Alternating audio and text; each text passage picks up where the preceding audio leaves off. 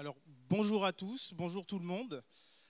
Nous sommes très heureux de vous accueillir aujourd'hui à Souchet dans le cadre de la 2e édition de notre colloque organisé par le comité éthique de la vie active. Nous avons souhaité organiser ce colloque sur le thème de la vie affective et sexuelle, dans un premier temps au sein des EHPAD, mais aussi auprès des jeunes, puisqu'il s'agit de sujets sur lesquels le comité éthique a été interpellé, a été saisi autour de la question et sur lequel il a mené ses travaux. Nous sommes très heureux d'accueillir dans le cadre de ces tables rondes un ensemble de personnes pour qui nous avons pu effectuer des rencontres et des partages d'idées sur le sujet. Comme le groupe éthique, le comité éthique de la vie active se veut dans le partage concernant ces pratiques, par l'édition de son billet éthique, de la mise en place de vidéos, nous avons souhaité vous partager nos travaux. Nous allons introduire notre colloque avec Madame Aurélie Cassarin-Grand, qui est directrice des activités au CRAI Hauts-de-France, puisque le CRAI est fortement investi aussi sur les questions de l'éthique. Bonjour à tous. Je vais commencer mon propos introductif par remercier la vie active pour son invitation à faire l'ouverture de ce colloque très intéressant sur la vie affective et sexuelle des jeunes et des personnes en établissements médico-sociaux. Pour ceux qui ne le savent pas, il y a un lien assez particulier entre le CREAI et la vie active, un lien historique parce que la vie active est un contribuant au CREAI depuis de nombreuses années. Un lien humain aussi parce que le directeur général de la vie active, Guillaume Alexandre, est trésorier du CREAI. Et puis un lien technique parce qu'effectivement on a des sujets en commun, on porte certaines réflexions et la vie active participe fortement avec le CREAI comme tête de réseau aux réflexions sur les évolutions du secteur social et médico-social.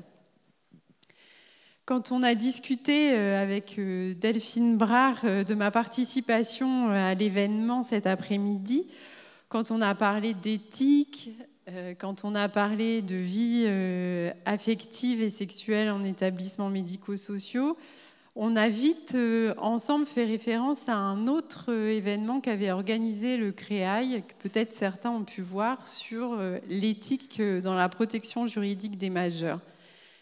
Et en fait, je vous en parle en introduction parce que dans ce colloque où il y avait 2 professionnels de l'éthique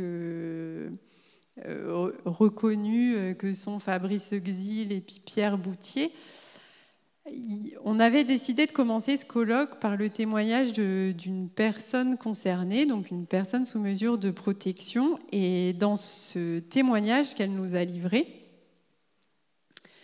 elle a expliqué qu'elle avait demandé à son mandataire judiciaire d'acheter un sextoys. Et que cette demande, alors qu'elle avait les moyens financiers de réaliser cet achat, cette demande, elle lui a été refusée. Et ça l'avait fortement heurtée. Parce qu'elle voulait vivre sa sexualité avec un sextoys et du coup elle ne pouvait pas et elle ne comprenait pas pourquoi elle ne pouvait pas l'acquérir. Et à ce moment-là, c'est sûrement les propres valeurs du professionnel qui parlaient et non pas le choix de Muriel. J'ai lu les 2 avis du comité de réflexion éthique de la vie active et je me suis dit, finalement, si ce professionnel avait pu lire cet avis-là, sûrement que sa décision aurait été différente. Ces 2 avis sont très clairs et donnent des réponses aux professionnels qui se questionnent sur la vie intime, affective et sexuelle des personnes qu'elles accompagnent, et là notamment chez les jeunes et les personnes âgées. Le témoignage de Muriel, je vous le partage aujourd'hui parce qu'il illustre bien que l'éthique, ça n'est pas qu'une réflexion quand on est confronté à deux valeurs et qu'on se questionne. L'éthique, c'est aussi quelque chose de très concret pour les professionnels. C'est un engagement, c'est des valeurs, c'est des principes qui se retrouvent dans des pratiques individuelles et aussi dans des pratiques collectives. Et je pense que vous, professionnels qui êtes là aujourd'hui, on peut déjà dire que vous êtes dans une démarche éthique parce que vous vous questionnez sur cette thématique-là et que vous venez sûrement y chercher quelques réponses pour améliorer ou pour faire évoluer vos pratiques professionnelles. Je pense qu'on peut dire aussi que la Vie Active, qui a souhaité inscrire ça dans son projet associatif, est aussi dans une démarche éthique. Donc c'est encourageant pour les personnes qu'on accompagne d'avoir tout ce monde mobilisé à la fois sur la thématique de la vie affective et sexuelle, mais aussi sur la question de l'éthique.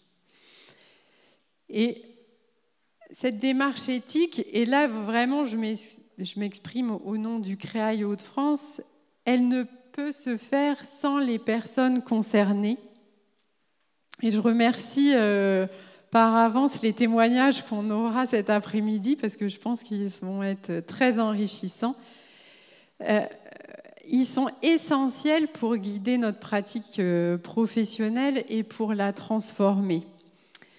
Et je voudrais du coup terminer aussi mon propos introductif avec cette phrase de Muriel qui s'adressait aux professionnels. Alors là, c'était des mandataires judiciaires dans la salle, mais je pense qu'on peut l'appliquer ici, où elle disait « Vous décidez à notre place par les décisions qui vous protègent de vos peurs et qui nous privent de nos choix. » La réflexion éthique, c'est aussi questionner nos propres valeurs et nos propres peurs en tant que professionnels. J'ai le sentiment qu'elles ont été interrogées à la Vie Active et que les avis qui ont été émis dépassent ces peurs-là. Ces deux avis réaffirment quelque chose qui est très important, que la vie affective et sexuelle en établissements médico-sociaux pour les jeunes et pour les personnes âgées, mais aussi pour les personnes en situation de handicap, je rajouterais, c'est un droit et que ces avis, elles vont donner des pistes concrètes pour que ce droit s'exerce dans de bonnes conditions pour tous, à la fois pour les personnes concernées et pour les professionnels qui les accompagnent. Merci.